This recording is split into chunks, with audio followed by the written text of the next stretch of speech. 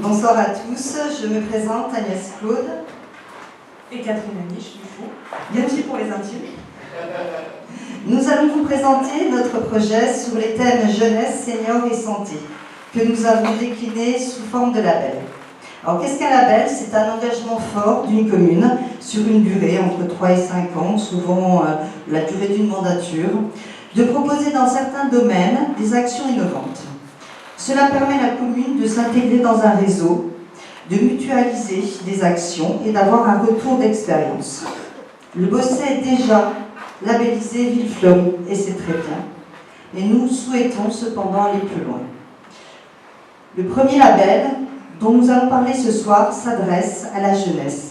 Il s'agit du label Le Bosset, ville amie des enfants. Alors qu'est-ce qu'une ville amie des enfants? C'est une ville qui se caractérise par la qualité de ses actions en direction des jeunes entre 0 et 18 ans. Nous avons fixé 4 objectifs. Cathy va vous les présenter. Les objectifs. Alors le premier déjà, ce serait de favoriser l'accès à la culture à destination de nos jeunes et de nos scolaires. Aider et encourager et développer les structures pour nos jeunes. Permettre à la jeunesse, évidemment, une ouverture à l'international. Et permettre une plus grande mobilité de nos jeunes durant les périodes de vacances scolaires. Bien, donc nous sommes partis de ces objectifs pour élaborer des propositions concrètes. Notre première proposition est d'améliorer le jardin d'enfants des Goublets avec des toboggans, des parcours de jeu, un espace ludique, ouvert à tous et gratuit, pour s'amuser, échanger. Nous envisageons également la création d'une numérithèque et d'un Fab Lab. Alors une numérithèque qui pourrait accueillir un espace de coworking, c'est-à-dire un espace de travail partagé, dans lequel il y aurait des ordinateurs, mais aussi un Fab Lab, c'est-à-dire un laboratoire de fabrication où on y intégrerait des imprimantes 3D et chacun d'entre vous, jeune ou moins jeune, pourrait y avoir accès. N'oublions pas le sport.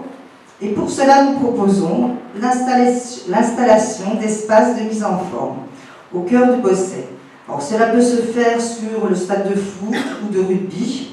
L'idée serait de mettre en place du mobilier sportif urbain, de type machine à abdominaux, rameur, vélo elliptique ou vélo simple, pour proposer un parcours de santé intergénérationnel utilisable par les associations pour échauffer leurs sportifs, mais aussi utilisable pour tous.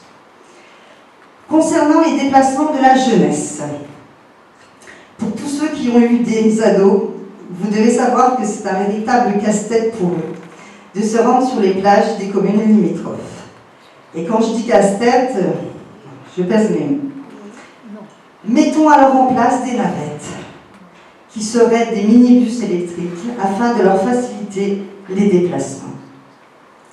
Et parce que ces jeunes ont aussi droit à la culture, aux sorties scolaires et aux voyages linguistiques, notamment afin de progresser en langue étrangère, qui pour certains relève d'un véritable cauchemar réveillé, et bien pour cela, nous aiderons financièrement les écoles et développerons des comités de jumelage pour faciliter les échanges européens et internationaux. Si la jeunesse est un axe fort de notre projet, nous n'en oublions pas pour autant les seniors. Le label Bien Vieillir a pour but de fixer des objectifs. Alors, du coup, les objectifs sont de permettre à nos seniors d'accéder aux animations, à la vie sociale et économique de notre commune, offrir des moments de convivialité, favoriser les associations pour les seniors, offrir et favoriser l'accès au sport pour nos seniors et réduire la fracture numérique, permettre à tous l'accès aux démarches administratives. Bien, comme pour le thème de la jeunesse, nous sommes partis de ces objectifs pour mettre en place des propositions. Notre premier engagement serait de faciliter les déplacements des seniors par l'utilisation des navettes électriques, celles dont je vous parlais tout à l'heure pour la jeunesse, que j'ai baptisée spécialement pour vous ce soir des Bossettines. Bon, sur Aix-en-Provence, elle s'appelle des Diablines. Les trajets de ces Bossettines navettes seront élaborés en concertation avec la population et seront réguliers. Elles se déplaceront dans tout le Bosset pour vous emmener au marché, chez le médecin ou faire des courses, ce qui permettrait de résoudre en partie le problème de circulation et de place de parking. Elle serait gratuite pour les Bossétans. Le deuxième projet est la création d'un pôle ressources cellules seniors pour des familles en difficulté. Ces difficultés sont diverses, parfois liées à l'âge et à la maladie, mais aussi à des revenus devenus insuffisants. Nous souhaitons orienter les aidants, conjoints, familles, vers des structures spécialisées pour faciliter les démarches administratives, mais aussi en développant le CCAS. Actuellement, au Bosset, une seule personne gère le CCAS pour 10 000 habitants. Donc, soit cela relève d'une mission impossible, soit d'un burn-out assuré. Peut faire mieux. Pour un côté un peu plus fun, pourquoi pas organiser, été comme hiver, d'été dansant, des sorties, des voyages, afin de dynamiser la ville et recréer du lien social. Mais aussi impulser auprès des associations la création d'activités douces et adaptées aux seniors. L'idée serait de faire entrer les associations dans les maisons de retraite. Cela se fait déjà pour la gymnastique douce, mais nous pourrions l'étendre à d'autres activités. Je finirai sur le portage de repas. C'est possible. Il faut entrer en contact avec les entreprises dont c'est le métier. Tout cela nous amène à notre troisième axe et à notre intégration dans un réseau des villes santé qui a pour objectif de favoriser dans un premier temps l'installation de médecins spécialistes sur la commune, créer une dynamique des acteurs de la santé sur le territoire et développer et renforcer les actions santé à destination des scolaires et des seniors. Plus précisément, il s'agit d'aider les associations à promouvoir les questions de santé dans les écoles et auprès du public. Qu'il s'agisse de lutte contre l'obésité, d'amélioration de l'hygiène bucco-dentaire des enfants. Je sais que les étudiants actuellement qui sont en études de santé ont un stage obligatoire de santé publique à faire. Pourquoi pas leur proposer des interventions? En général, ils le font très bien et c'est ludique. Nous souhaitons faire aussi des actions petit déjeuner de temps en temps dans les écoles. Offrir un petit déjeuner aux enfants afin de leur faire prendre conscience de son importance. La deuxième action forte serait d'aider les professionnels de santé à se structurer. 2 médecins du Bosset, Dr Nacas et Faron, ont déjà créé juridiquement une maison de santé. Cette maison réunirait un ensemble de professionnels de santé. À nous de les accompagner dans leurs projets, de leur permettre de le réaliser, afin d'attirer des spécialistes de la santé. Voilà, je vous remercie.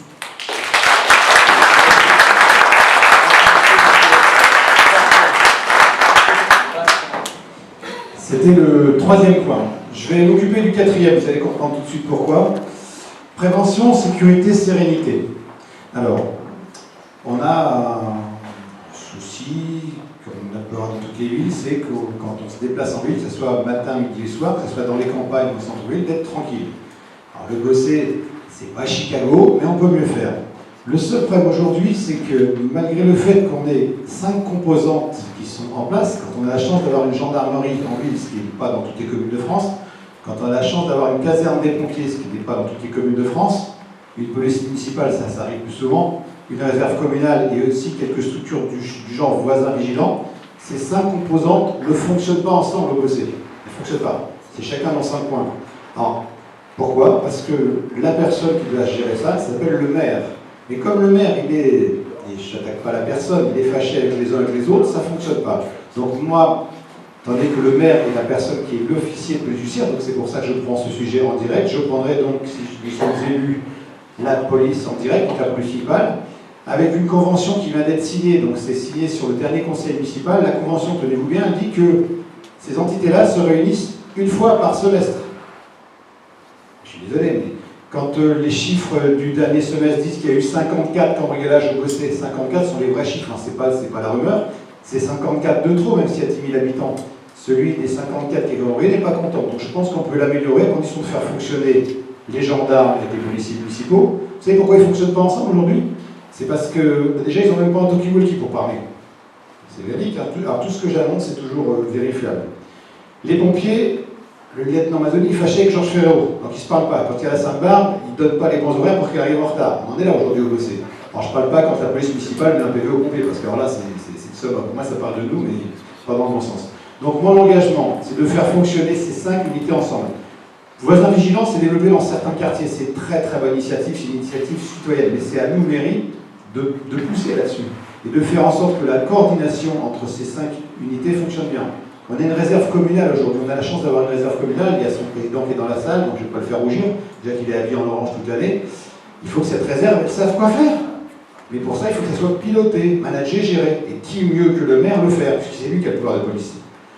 En ce moment, alors en plus, on a un chef de police municipale qui a été recruté il n'y a pas très longtemps. C'est un super gars, sauf qu'on lui dit de faire le cow-boy. Ben, il fait le cow-boy, il met des PV. Même moi, quand je bosse à la mairie, j'en prends, pour dire qu'ils me disent bien. Mais je n'en veux pas, c'est les consignes. La convention doit être revue. Police municipale, gendarmerie. C'est quelque chose de très important parce que la convention, elle est validée par la préfecture, donc ce n'est pas un geste anodin. Cette convention, elle doit être beaucoup plus précise. Donc la convention qui est validée là, je souhaite faire en sorte qu'elle soit beaucoup plus prégnante et qu'elle fasse en sorte que tous les mois, dans le bureau du maire, il y ait un compte-rendu sur ce qui s'est passé sur le mois précédent et surtout qu'il y ait de la prévention sur les 2 mois à venir. On connaît la manifestation, on connaît les calendriers. C'est à nous de gérer, d'organiser. C'est juste une volonté de faire fonctionner ensemble. Revisiter cette convention obligatoire. La police municipale et les ASVP. Aujourd'hui, nous avons 5 policiers municipaux, dont le chef de police, et 5 ASVP. Il y a un des policiers municipaux qui a donné sa démission qui s'en va. Donc il y en a plus de 4. Donc on a un recrutement. Pourquoi ils s'en vont? Parce que les policiers municipaux ne sont pas à leur juste place. Donc l'idée, c'est de passer immédiatement, quand je dis immédiatement, c'est d'activer le recrutement dès que nous sommes élus pour passer à 10 policiers municipaux. 10. C'est le quota. 10 000 habitants, 10 policiers. C'est le quota national. Je n'invente rien. Donc ça, c'est mon engagement. C'est du recrutement, c'est de l'argent. Sinon, on n'y arrivera pas. On ne pourra pas faire en sorte que les plannings soient tenus. Quand on est à 5, on bosse de 7h le matin à 18h le soir, on ne peut pas faire plus. On ne va pas leur demander de faire plus de 35 heures. Donc le recrutement tout de suite, et pas attendre la fin du mandat pour dire « Ah, finalement, c'était compliqué ». Donc on met de l'argent sur la table. La secrétaire de la police municipale est en arrêt maladie depuis 1 an et demi. Elle est remplacée par un ASVP ou un policier municipal. Donc forcément, ils ne sont pas sur le terrain. Donc ça, c'est simple, c'est concret, c'est efficace. Les locaux. Aujourd'hui, les policiers municipaux, ils ont 4 locaux différents. Ils sont à 4 endroits. Alors, il y a le parking, il y a le vestiaire, il y a le bureau et il y a un 4e, je ne sais plus ce que c'est. Donc là, dès qu'on va pouvoir libérer le point bibliothèque qui est juste à côté de la maison du tourisme, puisque le point bibliothèque va atterrir dans la maison des arts, on va pouvoir mettre une police municipale ici, avec les voitures qui sont garées pas loin, et pas faire en sorte qu'ils soient en cohabitation avec l'office du tourisme. Parce qu'aujourd'hui, comme la porte est cassée, en plus c'est pratique, pour aller à l'office du tourisme, vous passez par la police. On pourrait presque faire un film avec ça. Bref. Donc regrouper en un seul lieu les policiers municipaux. Les ASVP, 2 solutions. Soit ils ont la volonté et les compétences pour monter en compétences pour passer le concours de policier municipal. Ça ne se fait pas comme ça. On part 6 mois à l'école de Nîmes. Donc, je pense que sur les 5 n'auront pas la volonté ou la capacité de le faire. Il ne s'agit pas de mettre des personnes dehors, il s'agit de faire en sorte que ces ASVP soit progressent, soit passent sur d'autres tâches à la commune. Et je vous assure que des tâches il y en a, puisque je me suis occupé des ressources humaines pendant 6 ans. Il y a des endroits où on manque de personnel. Donc on ne mettra pas ces gens-là à l'extérieur au chômage. Je prends l'exemple très simple. Au centre technique municipal, on n'a pas de magasinier. C'est-à-dire que le matériel sort et rentre. Sort, rentre, des fois sort et rentre pas. Donc il faut un magasinier au centre technique municipal. Donc c'est une idée de recyclage à la ASVP. C'est juste qu'ils contrôlent tout ce qui rentre et tout ce qui sort comme on le fait à la maison dans n'importe quelle boutique. Et enfin les moyens matériels, extraordinaires là. Alors d'abord, sur le parc véhicule de la mairie, sur les 58 véhicules, aucun n'a été renouvelé dans les 6 dernières années. Aucun. Bon, c'est bien, ça fait bosser le météo, contrôle technique, puis c'est pas tout le temps, mais c'est pas une solution non plus. Aucun. Donc, on a une carence là-dessus, et c'est pour ça que vous voyez nos policiers municipaux qui roulent comme tous les autres avec des Twizy. C'est super, la Twizy, c'est le truc, c'est bien pour se balader l'été, mais ça marche pas. Donc, il faut renouveler ces véhicules, et je crois que là, au GAG, on vient d'acheter une cactus d'occasion pour donner aux policiers municipaux. Une cactus pour aller dans les chemins de forêt. Vous voyez un peu le truc. Alors j'ai rien contre Citroën, j'adore les cactus, mais c'est pas équipé pour. Donc là, il faut aussi équiper nos policiers dignement. Il faut qu'ils aient des radios, il faut qu'ils aient un équipement. Quand j'ai un équipement, c'est un équipement décent. Vous savez pourquoi les gendarmes rigolent quand ils voient arriver le policier municipal, rigolent jaune, c'est qu'ils disent il faut d'abord je protège votre policier municipal avant d'intervenir. Parce que comme il est en costume, c'est lui qui est le plus exposé. Donc tant qu'on n'arrivera pas à remettre à niveau notre police municipale, elle ne pourra pas fonctionner avec nos gendarmes et nos pompiers avec. Donc ça, c'est ma volonté, et je vais le mettre en place tout de suite, et c'est pas compliqué parce qu'on a la chance d'avoir ces 5 corps bossés. On a la chance de les avoir, donc il faut optimiser. Par contre, tout ce que vous dites, c'est réel ou pas? Ah, si je voulais l'inventer, je n'y arriverais pas. Non, c'est une question. C'est une bonne question. Je peux tout. Alors, on ne se connaît pas. Tout ce que j'affirme, je peux le prouver. 2021, arrivé dans ce stade-là, c'est inadmissible. C'est pour ça que je m'engage en politique. Sinon, je retourne dans la zone de confort. J'ai eu la chance, ou la surprise, d'être pendant 6 années aux ressources humaines. On a des gens de bonne volonté chez les 150 employés municipaux. Je suis sûr qu'on a des gens de bonne volonté. Après, comme d'autres entreprises, il y en a qui sont plus ou moins... Mais, comment je veux dire ça? On se moque d'eux. C'est la risée. Si, alors, il y en a certains qui sont valorisés. Par exemple, si on va prendre notre service de voirie. Les services de voirie, ils sont à peu près équipés comme il faut, on les voit travailler, etc. C'est à peu près les seuls. Mais nos policiers municipaux, pour être tourné un film. Oui, alors, je suis désolé, je ne peux même pas noircir le portrait, parce que tout ce que je vois est tellement gaguesque que c'est comme ça. Alors, pourquoi? Je n'attaque pas l'ancienne municipalité, mais ils n'ont jamais travaillé en mode projet. C'est toujours du rapissage, du rapissage, du rapissage. On en parlera tout à l'heure dans les questions-réponses, si vous voulez. Qu'est-ce qui fait qu'aujourd'hui on se débarrasse de l'espace Mistral? C'est comme on a eu une mauvaise expérience avec le pôle musical et avec la Maison des Arts. Du coup, on se dit le troisième projet, celui-là on le débarrasse. Mais ça pourrait ne pas être malsain. Donc nous, ce qu'on propose, c'est pour ça qu'on vous a fait 3 démonstrations avant sur 3 thèmes avec du concret, du pratico-pratique et de l'efficace, sans faire rêver les gens en disant que si on avait des sous, on irait faire une salle municipale, cela. On va remettre les pieds sur terre. On va essayer de faire rentrer le bossé dans le 21e siècle avec des gens pragmatiques qui sont efficaces, qui viennent de tous les différents métiers, toute l'équipe que j'ai, des jeunes qui sont actifs. Et quand on n'a pas l'expertise, parce qu'on ne sait pas tout faire dans cette équipe, on va chercher des experts. Pour un plan de circulation de la ville, si on ne va pas chercher des gens qui sont extérieurs au bossé, tout le monde va être partisan. Chacun va vouloir défendre son quartier, son coin. Si on fait venir un expert extérieur, tiens, on te donne un plan d'une ville, on ne te donne même pas le nom. Quelle est la meilleure optimisation possible aujourd'hui par rapport à un camion, la circulation, les vélos, etc. Il faut qu'on aille chercher extérieur. Moi, je ne prétends pas être expert en tout, par contre, je prétends bien m'entourer. C'est ça la réussite. Alors, on va revenir aux questions juste après, je vois que vous êtes chaud bouillant pour ça, et moi aussi.